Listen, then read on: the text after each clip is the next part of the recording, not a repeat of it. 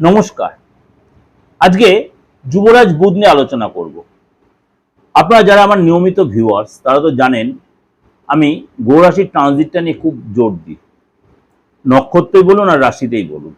কারণ এইটা যদি ঠিকঠাক আলোচনা করা যায়, আপনারা যারা নতুন অ্যাস্ট্রোলজি শিখছেন বা অ্যাস্ট্রোলজি কালচার করছেন বা যারা ভালো লাগে, এই আলোচনা আপনাদের অনেকেই ভালো, অনেকেই বলে যে দাদা ট্রানজিটটা একটু আলোচনা করলে ভালো হয়।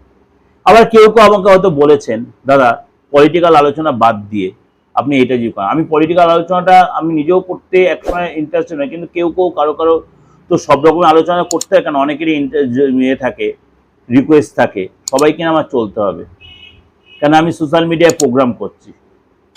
যিনি লটারি অনেকে বলেছিলেন যে না আদার্স কিছু প্রোগ্রাম আমাকে করতে হয়, জন্যই আমার এই তন্ত্রমন্ত্রের ব্যাপারটা আলোচনা করতে হয়, যেটা এগুলো আমার কিছুটা আমার ইচ্ছার বিরুদ্ধে আলোচনা।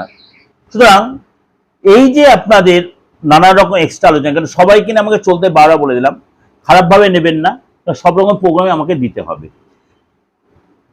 তেমনি আজকে আমি আলোচনা করি এই যুবরাজ বুধ। যুবরাজ বুধ বা রাজকুমার বুধ এই মুহূর্তে বসে আছে আপনার নিচ রাশি মীন রাশিতে, বুধ মঙ্গল শনি জুতি তৈরি করে। এই যুবরাজ বুধ 30শে এপ্রিল সকাল 6:55 সকাল 6:55 30শে এপ্রিল সকাল 6:55 বৃহস্পতিবার মেষ রাশিতে প্রবেশ করবে। সেখানে রবি সূর্য মহারাজ বা সূর্যদেব বসে আছে, সেখানে বুধায়িত্ব যোগ তৈরি হবে, খুব স্ট্রং বুধায়িত্ব যোগ তৈরি হবে। কতদিন হবে? 15ই মে পর্যন্ত। 15ই মে পর্যন্ত সূর্যদেবের সাথে বুধ এখানে কিন্তু বুধায়িত্ব যোগ তৈরি করে থাকবে। তারপরে চলে যাবে আপনার বৃষ রাশিতে। এই যে বুধায়িত্ব যোগ তৈরি হবে 12 রাশির ক্ষেত্রেই কিন্তু তার প্রভাব বিস্তার করবে। কোন কোন রাশির ক্ষেত্রে বেশি করবে, কোন কোন রাশির জন্য একটু কম প্রভাব করবে। সেটা জানার জন্য কি করে, 12 রাশির জন্য কিন্তু আপনার জানতে হবে আপনার রাশিটা কি, সেটা জেনে নিতে। এবার বলবেন আপনি তো দাদা আমার রাশিটা জানি না। আমি তো আপনাদের বারবার বলেছি আপনার রাশি জানতে গেলে আপনার ডেট অফ বার্থ জানতে হবে, এমন কোনো কথা নেই। ডেট অফ বার্থ থাকলে তো আপনি ক্লিয়ার পেয়েই গেলেন, আপনি নিজে নিয়ে এটা বের করে নিতে পারবেন।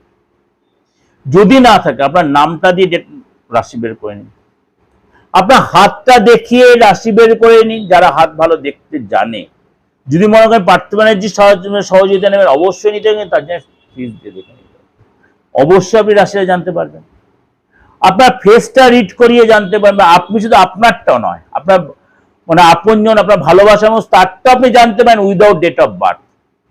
Without date of birth, without any information, মানে যারটা জানতে চাইছেন তাকে কোনো ইনফর্ম না করে আপনি তারটা জানতে পারেন। শুধু তার হাতের ছবি যদি দিতে পারেন খুব ভালো, যদি তার সেলফিটা তুলে দিতে পারেন তারপর with his or with her name, তার নামটা কিন্তু দিতে হবে। তাহলে আপনি একদম 95% শুধু রাশি লগ্ন না, তার প্রেডিকশনটাও পেয়ে যাবেন। এটা কিন্তু আমার চেম্বারে এসে যারা আমাকে অনেকের ছবি দেখে বা দেখে আমাকে জিজ্ঞেস করে, দাদা এই ছবিটা দেখে বলুন এর নেচার কেমন, দাদা এর নামটা শুনে একটু বলুন নেচারটা কেমন, দাদা এই লোকটা আমার সাথে একসাথে কলিগ আমার, দাদা এই লোকটার সাথে বিয়ে ঠিক এর ডেট অফ বার্থ জানি কিছু জানি না, আলবাত বলে দেয় যদি আপনি কারেন্ট ছবি কারেন্ট নাম দেন, অরিজিনাল নাম দেন। আপনি যদি সেই লোকটার কারেন্ট ছবি বা মুখের সেই ছবি দিতে পারেন, সেই লোকটা বা সেই মহিলা বা যেই হন, পুরুষ বা মহিলা, এবং তার অরিজিনাল নাম দিতে পারেন যে কোনো ধর্মের, আলবাত বলে দেওয়া যায়, বলে দিতে পারি, আমি দিই। এইটা আমি গর্ব করে বলছি, একদম 100% মিলবে তার নেচারের সাথে। সুতরাং আপনিও কিন্তু সেই সুযোগটা আপনার নিজের ক্ষেত্রে বা আপনার আপনজনের ক্ষেত্রে অ্যাপ্লাই করেন। যদি আপনার ডেট অফ বার্থ না থাকে, আপনি নিজের ডেট অফ বার্থ এভাবে বের করতে পারেন, আপনি আপনজনের ক্ষেত্রে বের করতে, আপনার আপনজন ভালো না মন্দ সেটাও জানতে পারেন, রাশি লগ্ন বের করে নিয়ে। তাহলে ক্লিয়ার হয়ে গেল। তাহলে আপনার কোনো অসুবিধা নেই, যারা আমার নতুন ভিউয়ার্স তাদের কাছে এটা ক্লিয়ার হয়ে যে এইভাবে রাশি লগ্ন বের করা যায়। এবার তাহলে আলোচনা করব বুধ, এই যে বুধ মেষ রাশিতে প্রবেশ করবে, মানে কম বেশি 15 থেকে 16 দিন, সেটা আপনার রাশির জন্য কি প্রভাব বিষয়ে 12 রাশির ক্ষেত্রে চলো আলোচনা করি। তুলা রাশি, তুলা রাশি 7th হাউসে, এটাও কিন্তু ভালো, এটাও ভালো। 7th হাউস হচ্ছে আমাদের পার্টনারের ঘর, 7th হাউস হচ্ছে আমাদের ব্যবসার ঘর, 7th হচ্ছে আমাদের লাইফ পার্টনারের ঘর, বিজনেস পার্টনারের ঘর। কিছু কিছু জায়গায় একটু সতর্ক থাকতে, কোথায় সেটা বলছি চলুন। আপনার এই সময় বিয়ের জায়গায় তৈরি হতে পারে, বা বিয়ে আপনি করেছেন, আপনার কিন্তু পার্টনার আপনার প্রতি বাচ্চাদের মতো ডিমান্ড করতে পারে, আপনাকে একটু চাপে রাখতে পারে, ভুলভাল বায়না করতে পারে, চলো আজ ঘুরতে যাবো, চলো আজ খেতে যাবো, চলো আজ কাজ করতে হবে না। তখন আপনি কিন্তু অধৈর্য হলে চলবে না। এটা আপনার ক্ষেত্রে কিন্তু ঘটতে পারে তুলা রাশির। কিন্তু আপনাকে আপনার যে লাইফ পার্টনার, যে আপনি প্রেম করছেন মনে করুন, সেগুলো আপনাকে বোঝাতে হবে। একদিন সময় দিন, দুদিন দিন, সব দিন তো সম্ভব নয়, কারণ শর্ট টাইম তো আপনার ব্যবসা করতে হবে। বিজনেস পার্টনার আপনার সাথে একটু বায়নাক্কা করতে হবে, আপনাকে সেগুলো বুঝে শুনে করতে হবে। ট্রানজেকশন সাবধানে করবেন, কোথায় ট্রানজেকশন দেখে নিয়ে করবেন, তাড়াহুড়া করবেন না। আপনার মাঝে মাঝে নিজের মাথাটা একটু দেখা হলো বাচ্চাদের মতো হয়ে গেল, নিজে কনফিউজ হতে পারেন, কিন্তু সময়টা আপনার ভালো। কিন্তু শেয়ার, মিউচুয়াল ফান্ড, বন্ড বা কোনো জায়গায় ইনভেস্ট করছেন, দেখে শুনে যদি করতে পারেন, দারুণ লাভ। দেখে শুনে করতে হবে। হঠাৎ করে সিদ্ধ পরে কত ইনসিস্ট কোনো ইয়েতে চিট ফান্ড ইনভেস্ট করে, তাই কিন্তু গেলেন ভোগে। এটা সতর্ক থাকবেন। পয়সা আপনার আসবে, কিন্তু আপনার দেখে শুনে করতে হবে, সেটা বি কেয়ারফুল। বিবাহিত জীবনে আপনার একটু মাঝে সতর্ক থাকতে হবে। জীবন সাথীর সাথে বুঝে শুনে ডিসিশন নেবে, আপনার লাভ হবে। এখানে খরচ কন্ট্রোল করতে হবে এবং অনাবশ্যক খরচ আপনাকে এড়িয়ে চলতে হবে। আপনাদের আমি বুধের গোচর নিয়ে যে আলোচনা, এটা ওভারঅল একটা আলোচনা করলাম। আশা করি যে 12 রাশির যে আলোচনা, আপনার রাশিটা কি সেটা আগে অবশ্যই আপনি যাচাই করে নিন। যদি আপনার কোনো কনফিউশন থাকে, অবশ্যই আপনার নামটা দিয়ে বা ফেসটা দিয়ে বা হাতের, সবচেয়ে বড় কথা হাতের ছবি দিয়ে, যদি আপনি হাতের ছবি না নিতে, আপনার যে আপনজনের কারোর পর এই ট্রানজিট বা বিচারটা আপনি জানার ইচ্ছা থাকে, অবশ্যই আপনি এইভাবে বিচারটাকে করে নিন। যদি মনে হয় পার্থক্যকে আপনার লাইক করেন, তার পার্থক্যের কাছে আপনি বিচার করেন, কিন্তু সেটা ফিস দিয়ে করতে হয়, বারবার রিপিটেডলি বলছি। করে নিয়ে তারপরে আপনি গোচরটা শুনুন। গোচরে, বুধের গোচরে আপনার জন্য কি গুড নিউজ নিয়ে আসছে বা কি সতর্কতা, যদি জান উপকারে লাগে, অবশ্যই লাইক করবেন, শেয়ার করবেন। আর আপনাদের একটা কথাই বলি, এই যে বারে বারে আপনারা বলছেন দাদা আমার এই তন্ত্র রিলেটেড কাজটা এটা একটু করে দিন, আমার এই যে মাঙ্গলিক প্রবলেমটা একটু ঠিক করে দিন, আমার যে কালসর্পদোষটা কেউ বলেছে, আদৌ কি আমার কালসর্পদোষ আছে?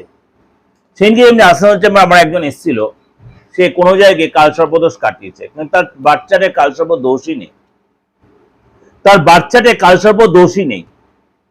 তারপর সেদিনকে আমার এই বনহচ্ছেমার একজন এসেছিলেন যে মাঙ্গলিক দোষ কাটিয়েছে। আরে বাপ, আপনাদের মাঙ্গলিক দোষই নেই রে বাপ। এই যে জিনিসগুলো, মানে যে রোগ হয়নি সেই রোগের ওষুধ দিয়ে অ্যাপ্লাই করা, এর কতটা হিতে বিপরীত হয়, যার ক্ষেত্রে ঘটেছে সেই কিন্তু জানে। আর্ধেক লোক এই মানে নিজেদের কিছু মানে সরি খারাপভাবে নেবেন না, হয় না আপনারা বোঝেন না, নয়তো আপনারা নিজেদের স্বার্থ চৈতার্থ করার জন্য ভুল করে ফেলছেন। এটা করা কিন্তু ভুল হয়ে যাচ্ছে। মাঙ্গলিক একটা খুব টাফ জিনিস, কালসর্প যে খুব টাফ জিনিস, সাধু সর্পদোষ এটা খুব টাফ জিনিস। আগে দেখুন যে আপনি যা রেক্টিফাইন করতে চাইছেন তার বাচ্চাটে এরকম কোনো প্রবলেম আদৌ আছে কিনা, বা গুরুচণ্ডাল দোষ বা গ্রহণ দোষ, এই প্রত্যেকটাই রেক্টিফিকেশন করার প্রয়োজন আলবাত আছে। কিন্তু অবশ্যই আগে দেখে নিতে হবে, আমরা যারা অ্যাস্ট্রোলজার, আমরা যারা তান্ত্রিক, আগে যার প্রেডিকশনটা করছি, যার প্রতিকার করতে চাইছি, তার বাচ্চাটিকে আদৌ সেই দোষগুলো আছে, বা আপনি যেটা কাটাতে চাইছেন সেটা না থেকে তার চেয়ে আরো কোনো টাপ কোনো দোষ রয়েছে, আপনি সেটা তো অ্যালুপ করে বেরিয়ে গেলেন, তাহলে কিন্তু তার লাভ কিছুই হলো না, কিচ্ছু লাভ হলো না। এটা আপনাদের একটাই কথা, আমরা যারা তান্ত্রিক যারা রয়েছি, আমরা তো লোকের সেবার জন্য এই প্রফেশনে এসেছি, অবশ্যই আমরা সবার থেকে অর্থ নিই, প্রয়োজন আছে, কেন আমাদেরও ঘর সংসার, আমাদেরও পেট আছে বা সব আছে, যাই হোক। কিন্তু যারা আমাদের কাছে আসছে, তারা তো আমাদের কাছে ভরসা বা বিশ্বাস করে আসছে, সেই ভরসা বা বিশ্বাসের জায়গাটা কিন্তু অবশ্যই রাখতে হবে আমাদের। উভয় পক্ষকেই কিন্তু সততা মেনটেন করতে হবে। আমি জ্ঞান কাউকে দিচ্ছি না, কারণ যারা আমার কাছে এসে বলছে হ্যাঁ আমি মাঙ্গলিক দোষ কাটিয়ে, দেখা গেলে তার চারটা আদৌ মাঙ্গলিক দোষ নেই, আদৌ তার কালসর্প দোষ নেই, আদৌ তার সাধু সর্প দোষ নেই, গুরুচণ্ডাল দোষ নেই, এগুলো খুব টাপ দোষ। কিন্তু যার চার্টে আছে, যার হরোস্কোপে আছে, যার পিতৃদোষ আছে, মাতৃদোষ আছে, অবশ্যই সেগুলো রেক্টিফিকেশন প্রয়োজন, আলবাত প্রয়োজন। তাহলে এইটা আগে আমাদের বুঝতে হবে। যাই হোক, এটা সকলের উদ্দেশ্যে বললাম, ক্লায়েন্টের উদ্দেশ্যও বললাম, অ্যাস্ট্রোলজার তান্ত্রিকের উদ্দেশ্যও বললাম। সবাই আমরা নিজেদের মতো ভালো থাকবেন। অবশ্যই সবার সেবার জন্য নিয়োজিত হয়েছি, নিয়োজিত রেখেছি যতদিন দেহে প্রাণ থাকবে, কিন্তু অবশ্যই সেটা ফিজ বা রেমুনারেশন বা এই প্রতিকারের পয়সা, কারণ আমাদেরও ঘর সংসার আছে। আমি একদম এই মিথ্যা রাস্তা নিয়ে চলতে চাই না। যদি মনে হয় পার্থনাজিকে ভরসা লাগে, বিশ্বাস লাগে, যোগাযোগ করবেন। দেশে বিদেশে যে কোনো প্রান্তে, যে কোনো ধর্মে। আমি বারবার বলি, আমাদের ভারতবর্ষ হচ্ছে সেকুলারিজম স্টেট, সর্বধর্ম সমন্বয়ের। যে কোনো বয়সে, যে কোনো ধর্মের, যে কোনো জায়গাতে লোক আমার সাথে যোগাযোগ করতে পারে, ডেট অফ বার্থ থাকুক আর নাই থাকুক। এইটা সবসময় মনে রাখবেন। পার্থনাজি হাজির। ভালো থাকবেন। নমস্কার।